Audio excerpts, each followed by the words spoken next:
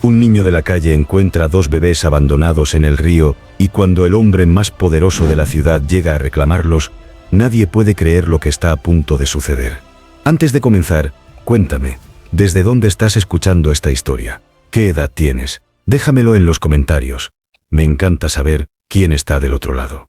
La madrugada todavía no había terminado de romper, cuando Mateo escuchó el primer llanto.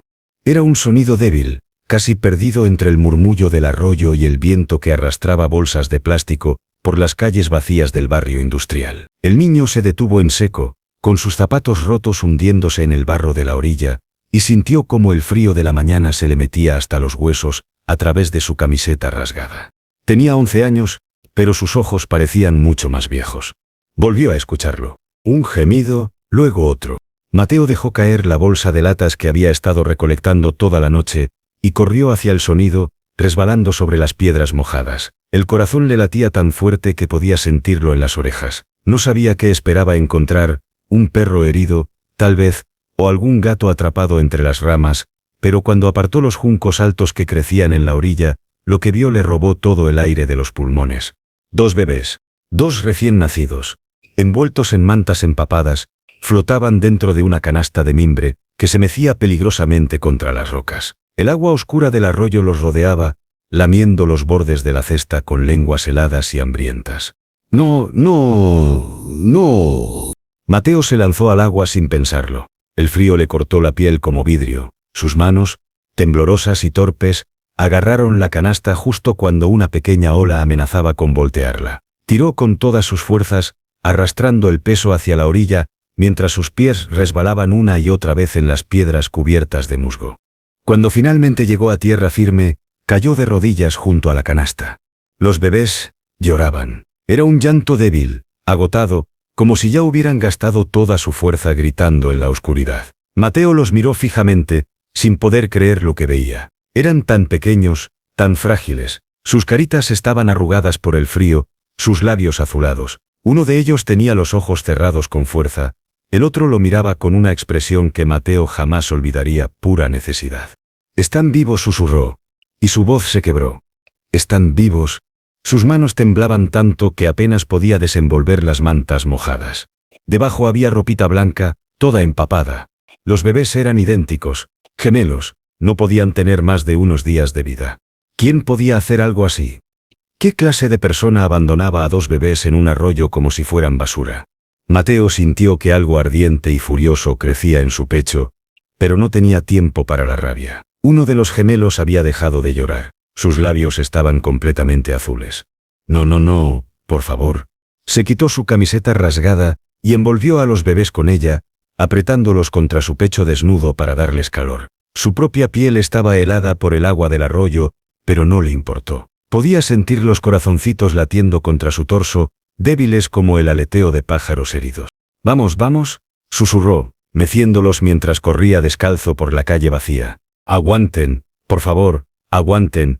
No tenía casa, no tenía familia. Hacía 2 años que dormía en las calles, desde que su madre murió y los servicios sociales nunca lo encontraron, o nunca se molestaron en buscarlo.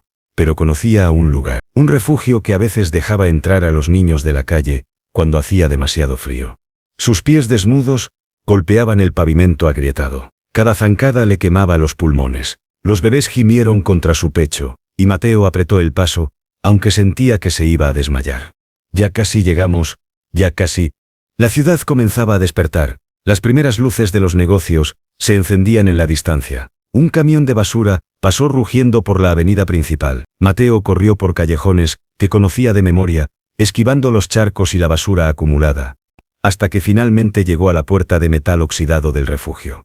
Golpeó con el puño, desesperado. «Ayuda. Por favor, necesito ayuda». Nadie respondió. Volvió a golpear, más fuerte, hasta que sus nudillos sangraron. «¡Hay bebés! Por favor».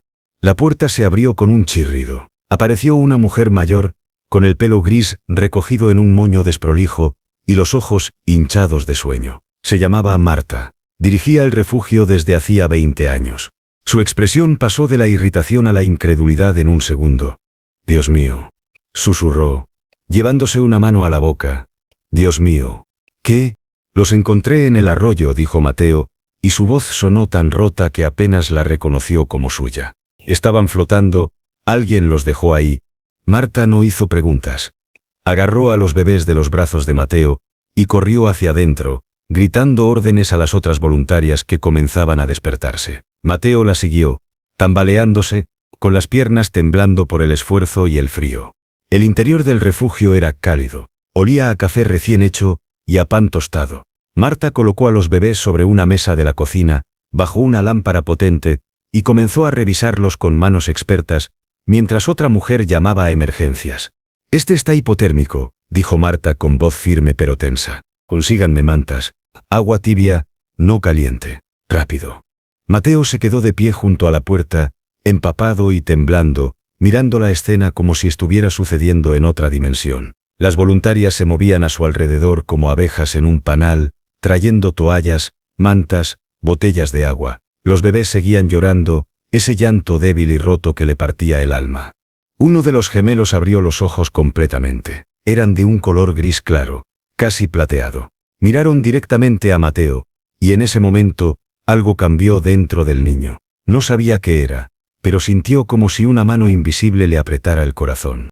Marta trabajaba con eficiencia, frotando suavemente los cuerpecitos con toallas tibias, cambiándoles la ropa mojada por pañales limpios y mamelucitos secos que guardaban en el refugio para emergencias. Sus movimientos eran rápidos pero cuidadosos.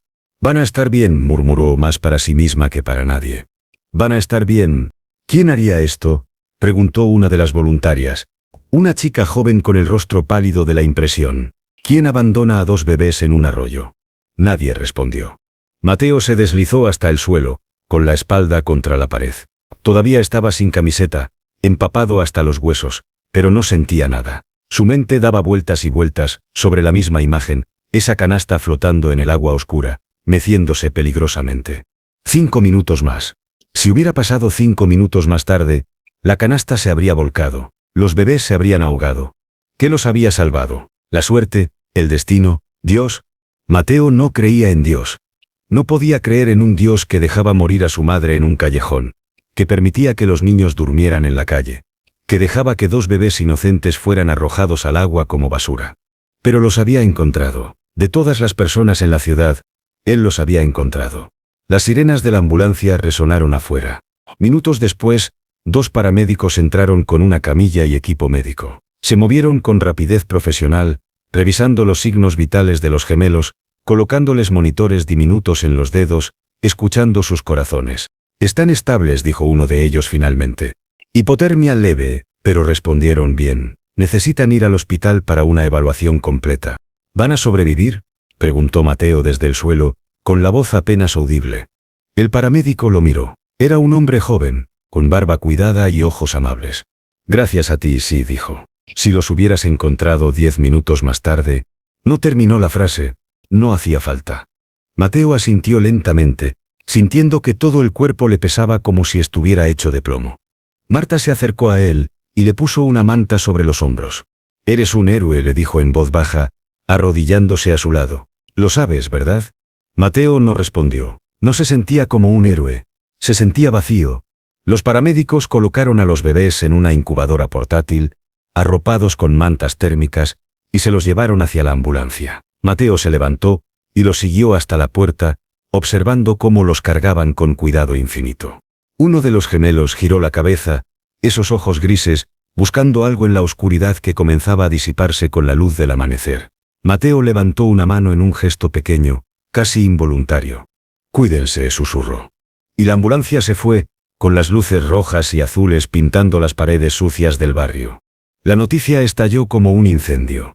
Para el mediodía, todos los canales de televisión estaban hablando de los bebés del arroyo. Las redes sociales explotaban con teorías, indignación, compasión. Las cámaras se agolpaban frente al hospital, donde habían llevado a los gemelos. Los reporteros perseguían a cualquiera que tuviera algo que decir. Mateo se había quedado en el refugio. Marta le había dado ropa seca, unos jeans que le quedaban grandes, y una sudadera azul, y un plato de comida caliente que apenas pudo comer. Se sentó en una de las camas del dormitorio común, rodeado del murmullo de voces de otros niños de la calle que comenzaban a despertar, y observó las noticias en el televisor viejo que colgaba de la pared. Un acto de heroísmo que conmueve a toda la ciudad. El niño, cuya identidad no ha sido revelada, encontró a los gemelos flotando en el arroyo cerca del distrito industrial. Las autoridades buscan desesperadamente a la madre. Los bebés no tenían ninguna identificación, ninguna nota, nada que pudiera dar pistas sobre su origen. Un milagro que estén vivos. Los médicos confirman que sin la rápida intervención del niño que los rescató, no habrían sobrevivido. Mateo apagó el volumen en su mente. No quería escuchar más. Uno de los niños más pequeños del refugio, un chico de 7 años llamado Lucas, se sentó a su lado. ¿De verdad fuiste tú?, preguntó con los ojos muy abiertos. ¿El que encontró a los bebés? Mateo asintió sin mirarlo. ¿Cómo era? ¿Daban miedo? No, respondió Mateo en voz baja. Solo necesitaban ayuda. Lucas lo miró con una mezcla de admiración y curiosidad, pero no hizo más preguntas. Se fueron juntos, dejando a Mateo solo con sus pensamientos. El día pasó lentamente. Marta entró y salió varias veces, respondiendo llamadas, hablando con la policía, con los servicios sociales, con periodistas que querían hablar con el niño héroe. Ella los mantuvo a todos a distancia. No vas a hablar con nadie hasta que estés listo, le dijo con firmeza. Y si nunca estás listo, tampoco importa. Hiciste lo correcto. Eso es lo único que importa. Mateo le agradeció con un gesto de cabeza. Pero por dentro, algo lo carcomía. No podía dejar de pensar en esos bebés, en quiénes eran, en por qué alguien los había dejado ahí, en si tenían familia, en si alguien los estaba buscando, en si iban a estar bien. A las 5 de la tarde, cuando el sol comenzaba a teñir el cielo de naranja y púrpura, Marta entró al dormitorio con una expresión extraña en el rostro. Mateo dijo, necesito que vengas conmigo. ¿Qué pasó? Hay alguien aquí, alguien que... Hizo una pausa, como si buscara las palabras correctas. Alguien que dice que esos bebés son suyos. El corazón de Mateo dio un vuelco. ¿La madre? No, respondió Marta lentamente. El padre. El hombre que esperaba en la pequeña oficina de Marta, no parecía real. Parecía sacado de una revista, de esas que Mateo veía en los kioscos, pero nunca podía comprar. Llevaba un traje negro impecable, zapatos que brillaban como espejos, y un reloj que probablemente costaba más que todo lo que Mateo había visto en su vida. Su cabello era oscuro, peinado hacia atrás con precisión militar. Su mandíbula estaba apretada, sus ojos eran de un gris helado que parecía ver a través de las personas. Alto, imponente, peligroso.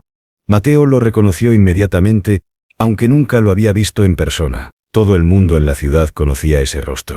Dante Volkov, el hombre más rico de la región. Dueño de la mitad de los edificios del centro, de las fábricas, de los negocios. Un magnate despiadado que había construido su imperio sobre la ruina de otros. Se decía que no tenía corazón, que pisoteaba a cualquiera que se interpusiera en su camino, que compraba personas como si fueran mercancía. Y ahora estaba aquí, en el refugio más pobre de la ciudad, diciendo que esos bebés eran suyos. Los ojos de Volkov se posaron sobre Mateo en el momento en que entró. Fue una mirada penetrante, que parecía evaluarlo, medirlo, diseccionarlo en segundos. Mateo sintió que se le erizaba la piel. Así que tú eres el niño, dijo Volkov. Su voz era grave, controlada, con un acento apenas perceptible que delataba orígenes extranjeros. El que los encontró. No era una pregunta. Mateo asintió, sin confiar en su propia voz. Volkov se movió hacia él con pasos lentos, deliberados. Marta se interpuso instintivamente entre ellos, con los brazos cruzados y la mandíbula apretada. Señor Volkov, ya hablamos con su equipo legal. Los bebés están bajo custodia del hospital hasta que se verifique su identidad y... No necesito lecciones sobre protocolos legales, interrumpió Volkov sin apartar los ojos de Mateo. Necesito hablar con el niño. Él no tiene que... Está bien, dijo Mateo, sorprendiéndose a sí mismo con la firmeza de su voz. Puedo hablar. Marta lo miró con preocupación, pero asintió y se hizo a un lado. Volkov se detuvo a 1 metro de distancia. Era tan alto que Mateo tuvo que inclinar la cabeza hacia atrás, para mirarlo a los ojos. Esos ojos grises fríos como el hielo, pero había algo más en ellos. Algo que Mateo no podía descifrar. ¿Dolor? ¿Miedo? No, los hombres como Dante Volkov no sentían miedo. Cuéntame exactamente cómo los encontraste, dijo Volkov. Cada detalle, no te saltes nada. Mateo tragó saliva. Su boca estaba seca. Estaba recogiendo latas junto al arroyo. Antes del amanecer, escuché un llanto. Los encontré en una canasta, flotando. Estaban empapados, congelados. Los saqué del agua y los traje aquí. ¿Viste a alguien? ¿A alguien cerca del arroyo? No, nadie. La calle estaba vacía. ¿Había algo más en la canasta? ¿Una nota? ¿Ropa? ¿Alguna identificación? Mateo negó con la cabeza. Solo las mantas mojadas, nada más. Volkov cerró los ojos por un momento. Sus manos, que había mantenido relajadas a los lados, se apretaron en puños. Cuando volvió a abrirlos, había algo diferente en su expresión, algo crudo. ¿Estaban bien?, preguntó, y por primera vez, su voz vaciló. Cuando los encontraste, ¿estaban bien? Mateo sintió un nudo en la garganta. Estaban vivos, pero tenían mucho frío. Uno de ellos casi no se movía. Pensé que... Se detuvo, incapaz de terminar la frase. Volkov inhaló profundamente. Se dio la vuelta, caminó hacia la ventana, y se quedó mirando la calle a través de los vidrios sucios. El silencio se extendió, pesado e incómodo. Finalmente Marta rompió el silencio. Señor Volkov, necesitamos pruebas. No puede simplemente aparecer y reclamar a 2 bebés sin... Son mis hijos, interrumpió Volkov, sin darse la vuelta. Hice la prueba de ADN esta tarde. Los resultados estarán listos mañana, pero no los necesito. Sé que son míos. ¿Cómo puede estar tan seguro? Volkov giró lentamente. Su rostro era una máscara de control, pero sus ojos ardían con una intensidad que hizo que Mateo diera un paso atrás. Porque mi esposa estaba embarazada de gemelos, dijo con voz tensa. Desapareció hace una semana. No dejó nota. No respondió llamadas. Simplemente, se fue. Hoy di a luz sola en algún lugar, y luego abandonó a mis hijos, como si fueran basura.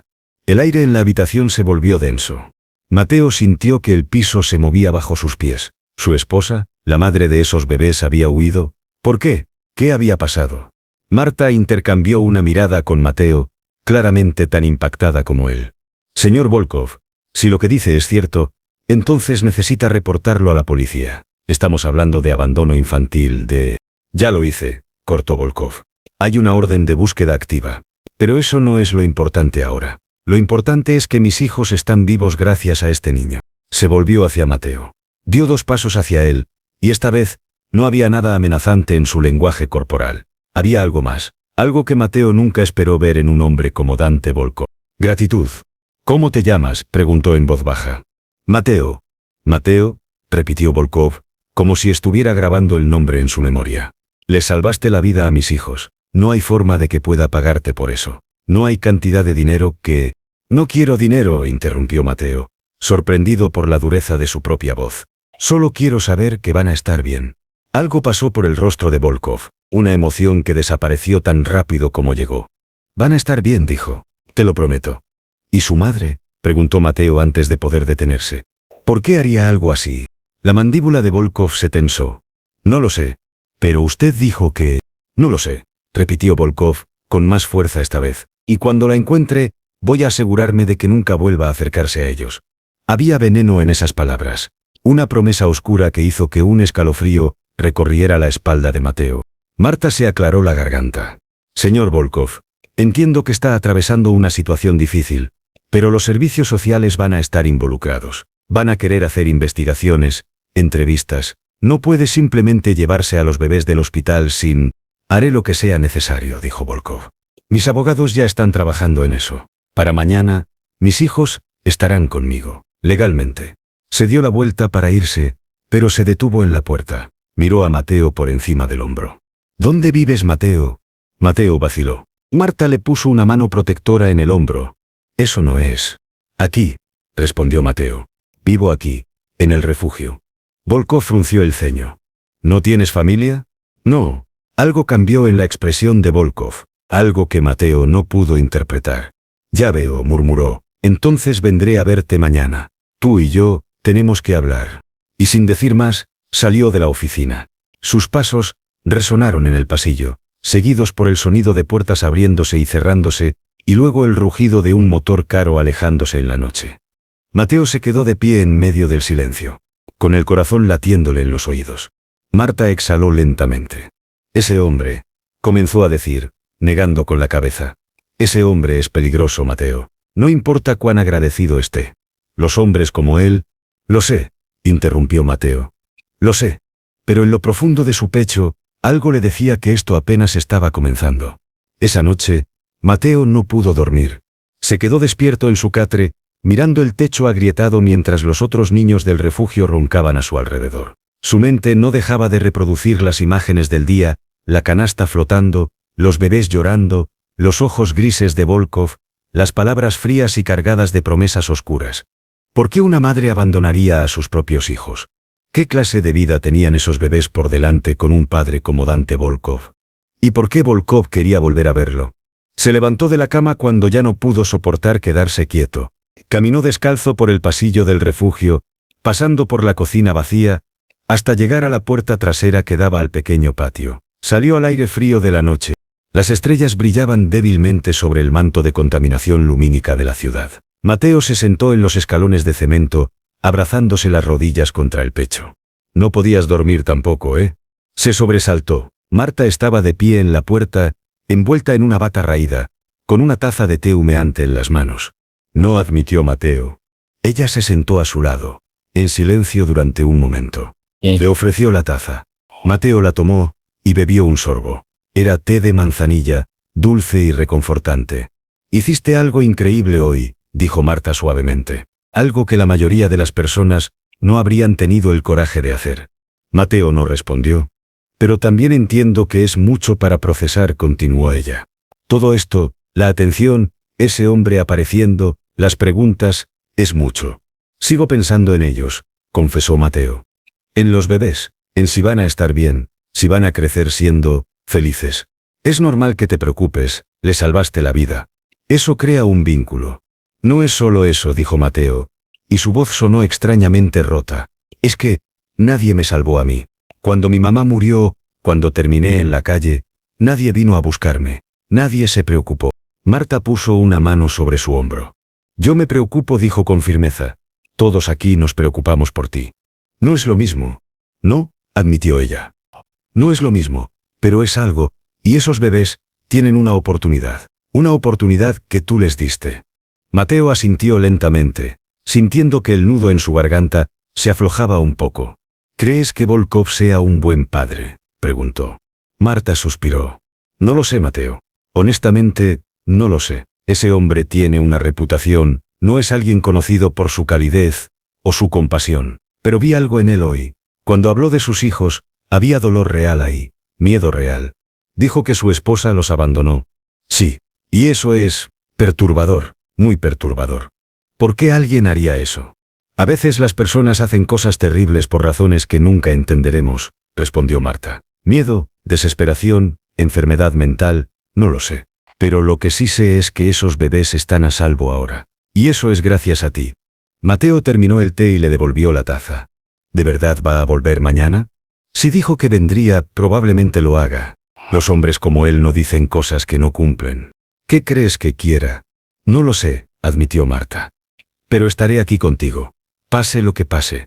Esa promesa, pequeña como era, hizo que algo en el pecho de Mateo se relajara. Se quedaron sentados en silencio, mirando las luces distantes de la ciudad, hasta que el frío se volvió demasiado intenso, y regresaron adentro. Dante Volkov apareció a las 10 de la mañana del día siguiente. Llegó en un Mercedes negro que parecía demasiado limpio, demasiado brillante para las calles sucias del barrio. Dos hombres de traje, guardaespaldas obviamente, se bajaron primero y escanearon el área antes de abrirle la puerta. Volkov salió del auto con la misma precisión militar con la que hacía todo. Esta vez no llevaba traje. Llevaba jeans oscuros, una camisa blanca y una chaqueta de cuero que probablemente costaba lo que Mateo comería en un año. Pero había algo diferente en él. Algo en la forma en que sostenía los hombros, en las líneas de tensión alrededor de sus ojos. Parecía exhausto. Marta salió a recibirlo antes de que llegara a la puerta. Señor Volkov. Señora Marta, respondió él con un gesto de cabeza. Vine a ver a Mateo. ¿Está aquí? Está en el patio trasero. Pero antes de que vaya, necesito que sepa que si dice o hace algo que lo incomode, no voy a hacerle daño, interrumpió Volkov. Y había genuina sorpresa en su voz. ¿Es eso lo que piensa de mí? Pienso que es un hombre poderoso que está acostumbrado a conseguir lo que quiere, respondió Marta sin rodeos. Y Mateo es un niño vulnerable, que acaba de pasar por algo traumático. Volkov la miró durante un largo momento. Tiene razón, dijo finalmente. Sobre lo primero, pero se equivoca si piensa que vine aquí a intimidar a un niño. Vine a agradecerle, completó Volkov. Y a hablar con él, solo hablar. Marta lo estudió con ojos entrecerrados, tratando de descifrar si era sincero. Finalmente asintió. Adelante. Pero la puerta quedará abierta. Volkov no discutió, atravesó el refugio con pasos medidos, sus zapatos resonando contra el piso de linóleo gastado. Los niños que estaban en el comedor lo miraron con los ojos muy abiertos, susurrándose entre ellos. Algunos lo reconocieron de la televisión. Otros simplemente sintieron su presencia como se siente una tormenta acercándose. Mateo estaba sentado en los escalones del patio trasero, exactamente donde había estado la noche anterior. Tenía una taza de café aguado entre las manos y miraba fijamente un punto en la distancia. No se dio la vuelta cuando Volkov salió, pero su cuerpo se tensó. ¿Puedo sentarme?, preguntó Volkov. Mateo se encogió de hombros. Volkov lo tomó como un sí y se sentó en el escalón inferior, manteniendo distancia. Durante un momento, ninguno de los dos habló. Los resultados del ADN llegaron esta mañana, dijo Volkov finalmente. Confirmaron lo que ya sabía. Son mis hijos. Mateo asintió lentamente. ¿Están bien? Sí, los médicos dicen que se recuperaron completamente. No hay daño permanente gracias a... Su voz se quebró ligeramente. Gracias a que actuaste rápido. Otro silencio. ¿Les pusiste nombres?, preguntó Mateo, sin mirarlo. Volkov exhaló lentamente. Mi esposa y yo habíamos elegido nombres, antes de todo esto. Hizo una pausa. Nikolai y Alexander. Son nombres fuertes. Son nombres de familia. Nombres que llevan peso. Volkov apretó los puños sobre sus rodillas. Nombres que ahora tendrán que cargar sin una madre. Mateo giró la cabeza para mirarlo. Por primera vez pudo ver realmente a Dante Volkov, sin la armadura de poder y control. Había ojeras profundas bajo sus ojos grises. Su mandíbula estaba apretada con tanta fuerza que podía verse el músculo palpitando. Sus manos temblaban ligeramente. ¿La encontraron?, preguntó Mateo. ¿A su esposa? No. La palabra salió como un gruñido. Desapareció como humo. Dejó su teléfono, sus tarjetas de crédito, todo. Es como si quisiera borrarse de la existencia. ¿Por qué haría eso? Volkov cerró los ojos.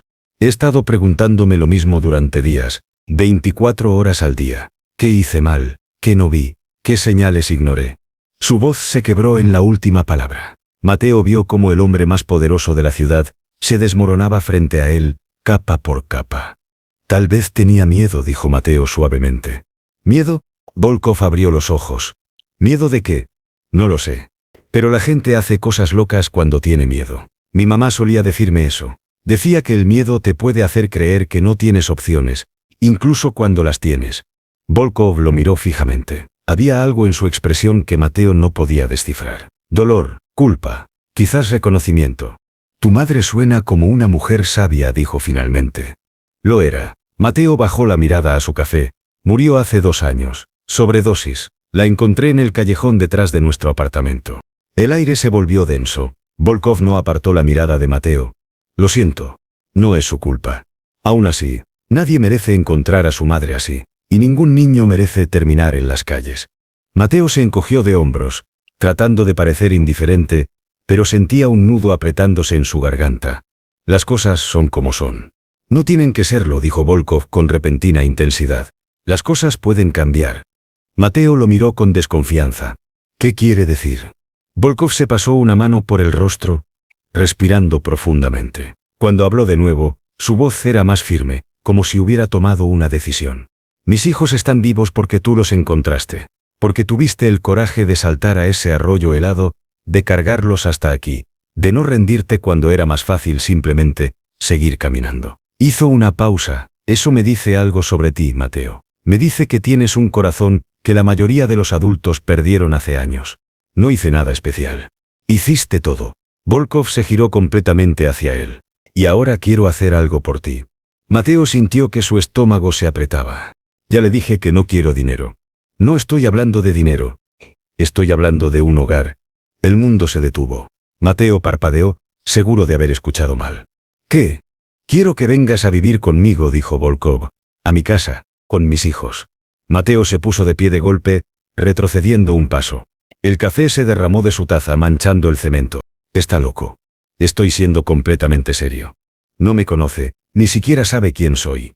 Sé que eres el niño que le salvó la vida a mis hijos, dijo Volkov, levantándose también. Sé que eres valiente, que eres compasivo, que actúas sin esperar nada a cambio. Sé más de ti por lo que hiciste ayer que lo que la mayoría de la gente muestra en toda una vida. Eso no significa que deba ir a vivir con usted, dijo Mateo, con la voz subiendo de tono. No soy su proyecto de caridad. No soy algo que puede comprar para sentirse mejor consigo mismo. La mandíbula de Volkov se apretó. Tienes razón. No eres un proyecto. Eres un niño que merece más que dormir en un refugio, que merece educación, oportunidades, un futuro. Y yo puedo darte eso. ¿Por qué?, exigió Mateo, sintiendo que las lágrimas le quemaban detrás de los ojos. ¿Por qué le importó? ¿Por qué simplemente no da dinero al refugio y sigue con su vida? Volkov dio un paso adelante. Sus ojos grises estaban clavados en los de Mateo, intensos y penetrantes. Porque mis hijos van a crecer sin madre, dijo con voz ronca, van a crecer preguntándose por qué fueron abandonados, por qué no fueron suficientes, por qué su madre prefirió irse antes que quedarse con ellos. Y yo, su voz se quebró. Yo no sé cómo responder esas preguntas. No sé cómo llenar ese vacío. Mateo sintió que algo se quebraba dentro de él. Pero tú sí, continuó Volkov. Tú entiendes lo que es ser abandonado. Entiendes lo que es perder a tu madre. Entiendes el dolor que ellos van a sentir algún día. Y también entiendes lo que es sobrevivir a pesar de todo eso. No soy una niñera, dijo Mateo, pero su voz sonaba débil. No te estoy pidiendo que lo seas. Te estoy pidiendo que seas parte de nuestra familia, que crezcas con ellos, que seas, buscó las palabras, que seas su hermano. Las lágrimas finalmente se derramaron por las mejillas de Mateo, se las limpió furiosamente con el dorso de la mano. No puedes simplemente adoptar un niño porque se siente culpable. No es culpa, es gratitud, es responsabilidad, es... Volkov cerró los ojos, respirando temblorosamente. Es reconocer que el destino puso a mis hijos en tu camino por una razón, y que tal vez esa razón no termina con el rescate. Mateo negó con la cabeza, dando otro paso atrás. Esto es demasiado rápido, no puedo. La puerta del refugio se abrió, Marta salió, claramente había estado escuchando. Su rostro era una mezcla de preocupación y algo más. ¿Esperanza? Señor Volkov, dijo con voz firme. Creo que es suficiente por hoy. Volkov asintió lentamente, sin apartar los ojos de Mateo. Tienes razón, esto es mucho para procesar. Se sacó una tarjeta de su bolsillo y la dejó sobre el escalón. Este es mi número privado. Piénsalo. Tómate todo el tiempo que necesites. Pero si cambias de opinión, si decides que quieres conocer a Nikolai Alexander, si decides que quieres ver cómo sería, llámame. Se dio la vuelta para irse, pero Mateo lo detuvo. ¿Por qué?, preguntó con voz quebrada. ¿Por qué realmente quiere hacer esto? Volkov se giró lentamente. En su rostro había una vulnerabilidad que Mateo nunca esperó ver.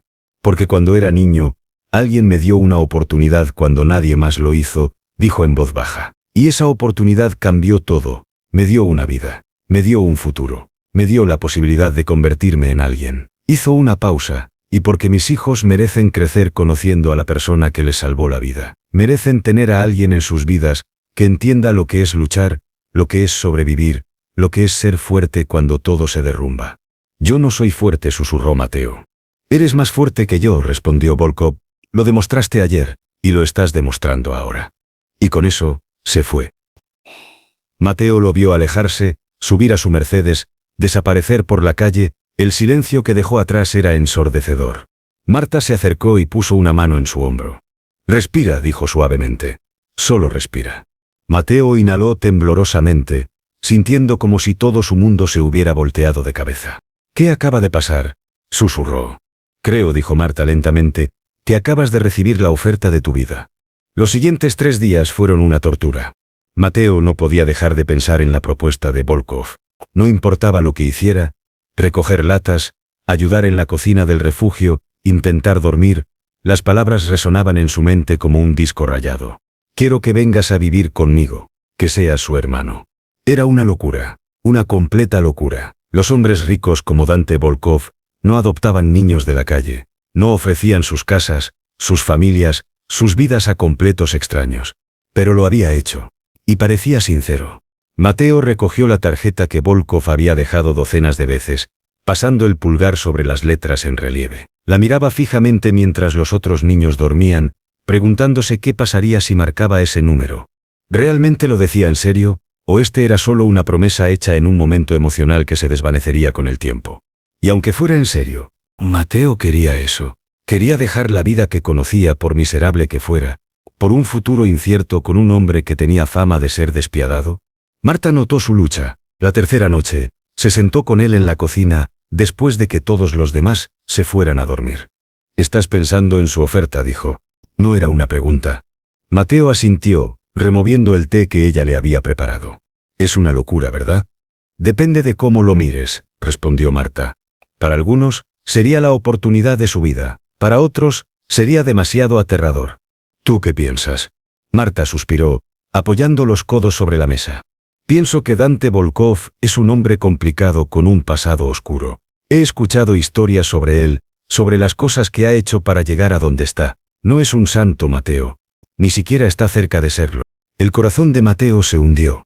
«Pero», continuó Marta, «también vi algo en él cuando habló de sus hijos. Vi a un padre desesperado tratando de hacer lo correcto. Y si hay algo que he aprendido en 20 años dirigiendo este lugar, es que las personas no son solo sus errores, también son sus decisiones de cambiar». «¿Crees que está tratando de cambiar?». «Creo que esos bebés lo cambiaron, o al menos, lo están forzando a mirar en direcciones que nunca miró antes». Marta le tomó la mano. «Pero la pregunta no es qué creo yo, es qué crees tú. ¿Quieres conocer a esos bebés? ¿Quieres ver si puedes ser parte de sus vidas?». Mateo cerró los ojos. En su mente, vio esos ojitos grises mirándolo desde la canasta, ese llanto débil que le partió el alma, esas manitas diminutas buscando algo, cualquier cosa, para aferrarse. «Sí», susurró. «Creo que sí». Marta sonrió, apretando su mano.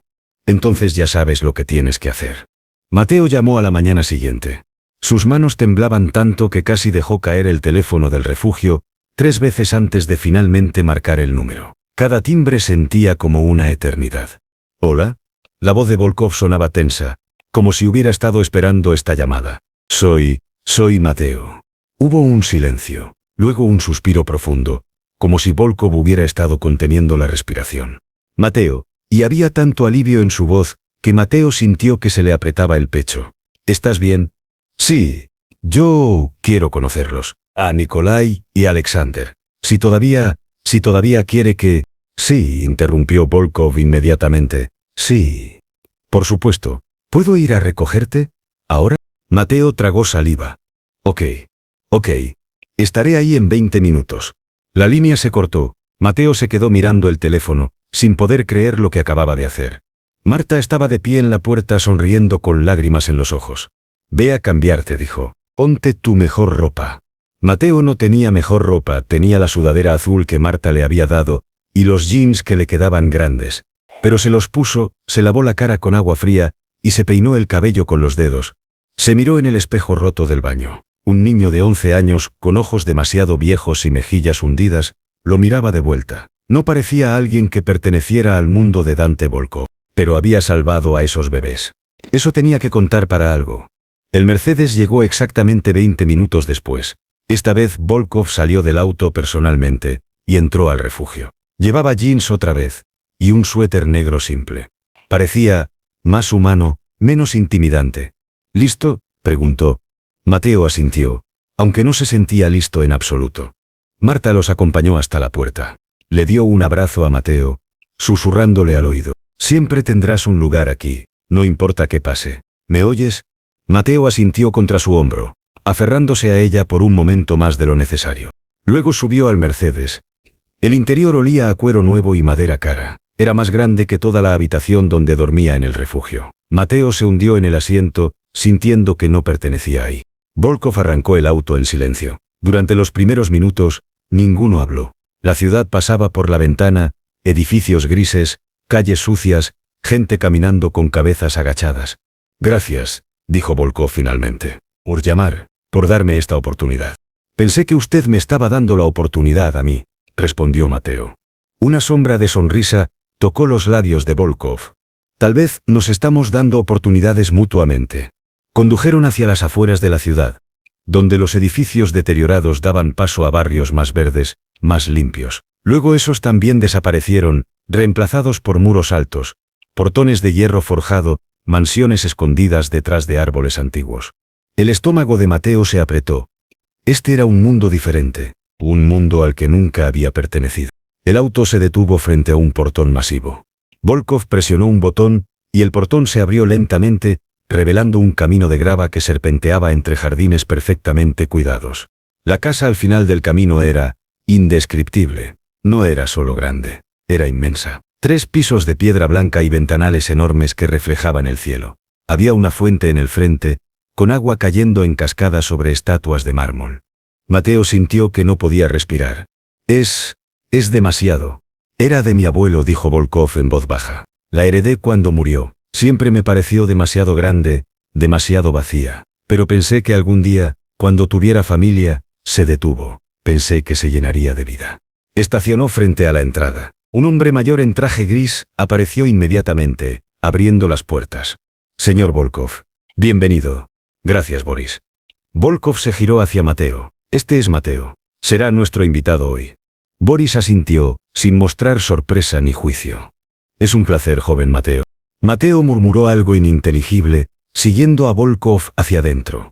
El interior era como algo salido de una revista. Pisos de mármol que brillaban como espejos. Una escalera curva que subía hacia un segundo piso con un candelabro de cristal colgando del techo. Pinturas que probablemente valían más que todo el refugio. Y silencio. Un silencio tan profundo que resultaba inquietante. Por aquí, dijo Volkov, guiándolo por un pasillo. Sus pasos resonaban contra las paredes. Llegaron a una habitación en el primer piso. Volkov abrió la puerta, y el mundo de Mateo cambió. Era un cuarto de bebés. Las paredes estaban pintadas de un azul suave, con nubes blancas decorativas. Había 2 cunas de madera clara, con móviles colgando sobre ellas. Una mecedora junto a la ventana. Estanterías llenas de libros infantiles y juguetes, que claramente nadie había tocado aún. Y en las cunas envueltos en mantas blancas, estaban Nikolai y Alexander. Mateo se acercó lentamente, como si estuviera en un sueño. Los bebés estaban despiertos, moviendo sus manitas en el aire, haciendo esos ruiditos suaves que hacen los recién nacidos. Están bien, susurró. Sintiendo que las lágrimas le quemaban los ojos. De verdad están bien. Gracias a ti, dijo Volkov desde atrás. Uno de los gemelos, Mateo no sabía cuál, giró la cabeza hacia su voz. Esos ojos grises, tan parecidos a los de su padre, se posaron en él. Y entonces pasó algo extraordinario. El bebé sonrió. Era una sonrisita pequeña, probablemente solo un reflejo, pero para Mateo fue como si el sol hubiera salido después de años de oscuridad. Sintió que algo se rompía dentro de su pecho, algo que había estado sosteniendo con fuerza durante tanto tiempo que había olvidado que estaba ahí. Sin pensarlo, extendió una mano. El bebé agarró su dedo con su manita diminuta, apretando con una fuerza sorprendente. Y Mateo se derrumbó. Las lágrimas cayeron, imparables, mientras se arrodillaba junto a la cuna. Sollozos que había estado guardando durante 2 años, desde que encontró a su madre en ese callejón, desde que pasó su primera noche en la calle, desde que aprendió que el mundo era frío e indiferente. Pero esta manita cálida agarrada a su dedo le decía otra cosa. Le decía que todavía había calor, que todavía había conexión, que todavía había razones para creer que las cosas podían ser diferentes. Sintió una mano pesada sobre su hombro. Volkov se había arrodillado a su lado. Lo sé, murmuró con voz ronca. Lo sé. Se quedaron ahí, los dos, arrodillados junto a las cunas, mientras los bebés los miraban con esa inocencia pura que solo los recién nacidos poseen. Después de un largo momento, Volkov habló. Hay algo que necesitas saber, algo sobre su madre. Mateo levantó la mirada, limpiándose las lágrimas con el dorso de la mano. ¿Qué? Volkov respiró profundamente, como si estuviera preparándose para algo doloroso. La encontramos. El corazón de Mateo se detuvo.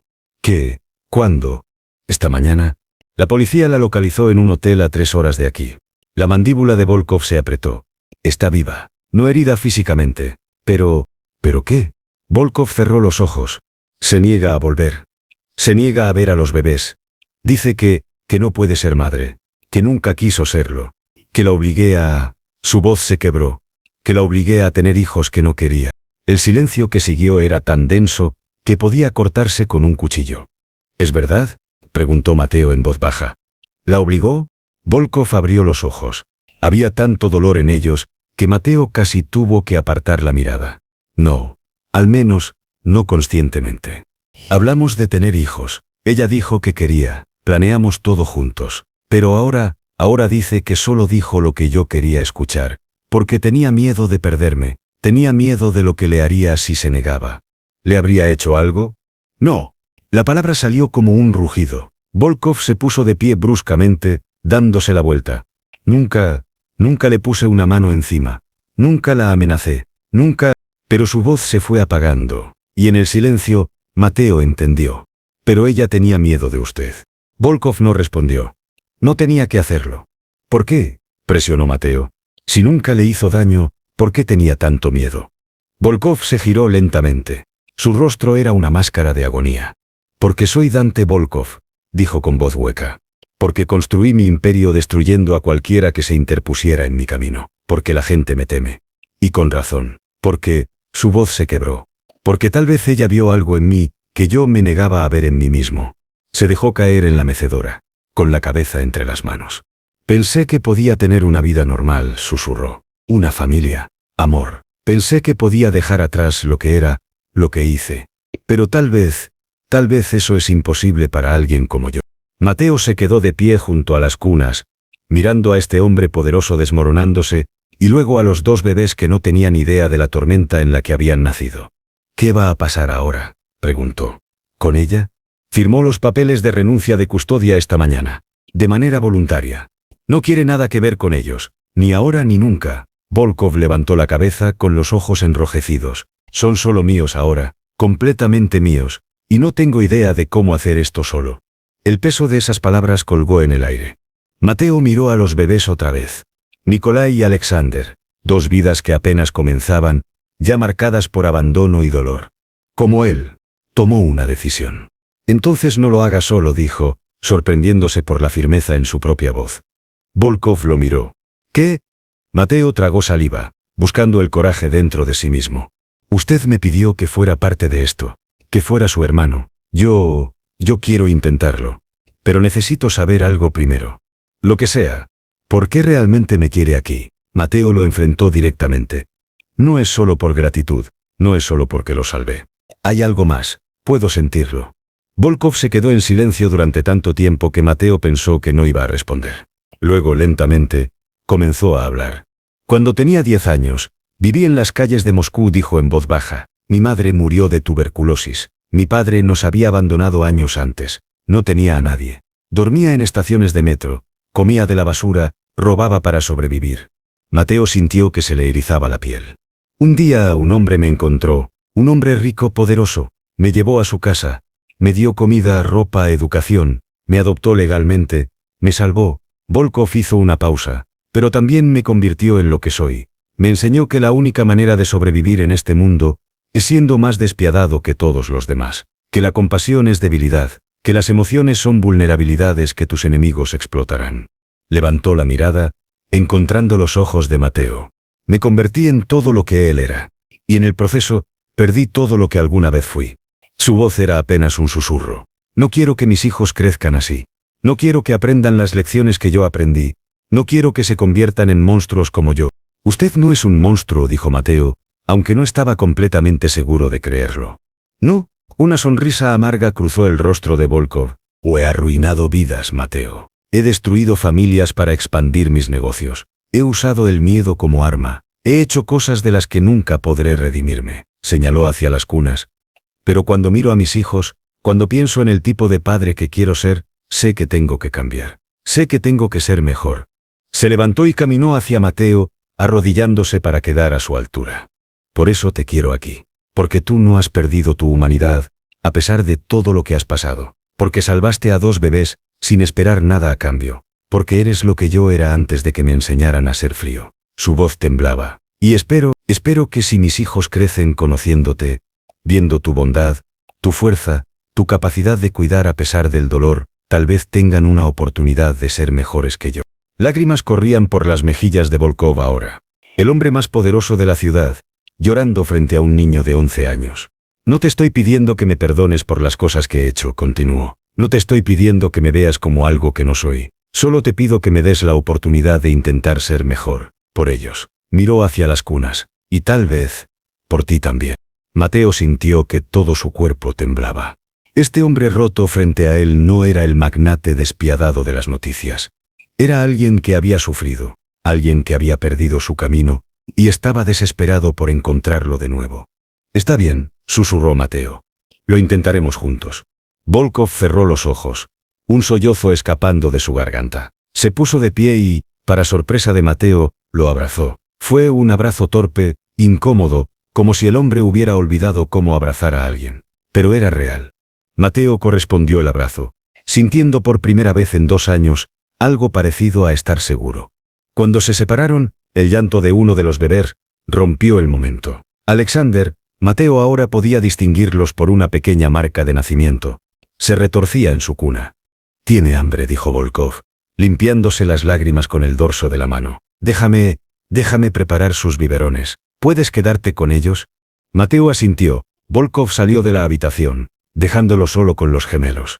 Mateo se acercó a la cuna de Alexander y cuidadosamente levantó al bebé, sosteniéndolo contra su pecho como había visto hacer a Marta. El llanto se calmó casi inmediatamente. El bebé se acurrucó contra él, su cabecita tibia contra el cuello de Mateo. «Hola», susurró Mateo, «soy yo otra vez, el que lo sacó del agua. Yo creo que voy a quedarme por aquí, si ustedes quieren». Nikolai hizo un ruidito desde su cuna, como si estuviera respondiendo. Mateo se rió entre lágrimas, meciendo suavemente a Alexander.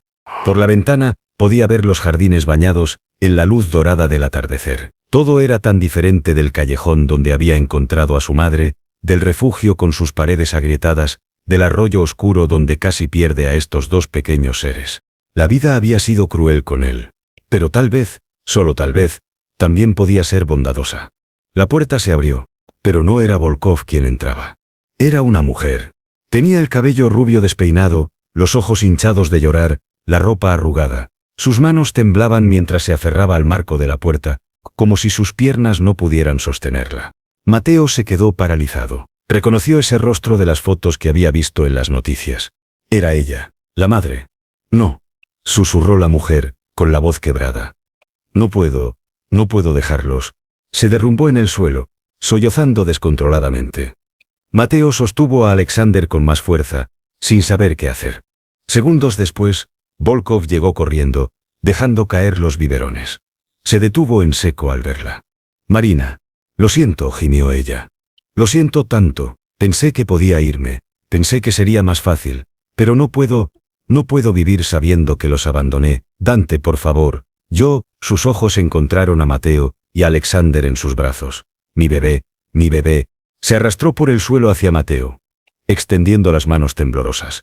Mateo miró a Volkov, buscando guía. El hombre estaba inmóvil, con el rostro pálido, lágrimas corriendo por sus mejillas.